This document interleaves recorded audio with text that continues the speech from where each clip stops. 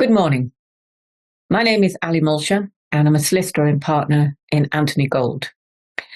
My specialty is personal injury and clinical negligence, generally catastrophic injury. Today, I'm going to be talking about expert evidence and the updates that have come, both through the CPR, but mostly through case law. We are, of course, as personal injury and clinical negligence practitioners, hugely dependent on our experts. Our cases cannot succeed unless we have favourable expert opinion with good experts who put forward a good case and do the work properly.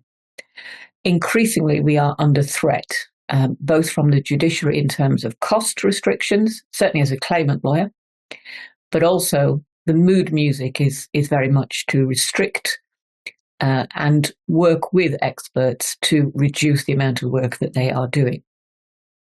In the old days, we managed to just have good experts who provided reports. Now it's really important that they comply with all elements of the CPR. So we need to be looking in more detail at the CPR, and this is a reminder session as well as updating you on some new cases, so that when you're dealing with experts, you remember all of the things that you need to do and all of the problems that can arise if you don't.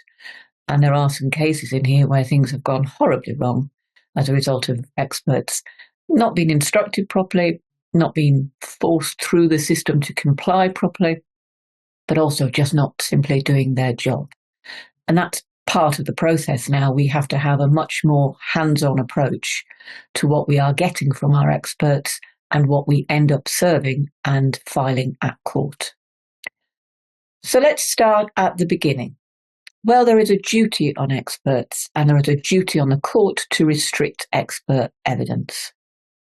That's a positive duty and a positive obligation, and we all know from both sides of the fence that the court takes that duty very seriously. Indeed, some of us would argue it takes it a little too seriously. But you will see through some of the cases that I go through that courts are beginning to look at experts and wonder whether they are necessary in certain areas. So we do need to be ever vigilant about what our experts are producing and whether we can justify their use. So expert evidence has to be restricted to that was reasonably required to resolve proceedings. But what does that actually mean in practice? Well, let's start with a more recent case. There are lots of older cases, but it's British Airways and Spencer, 2015.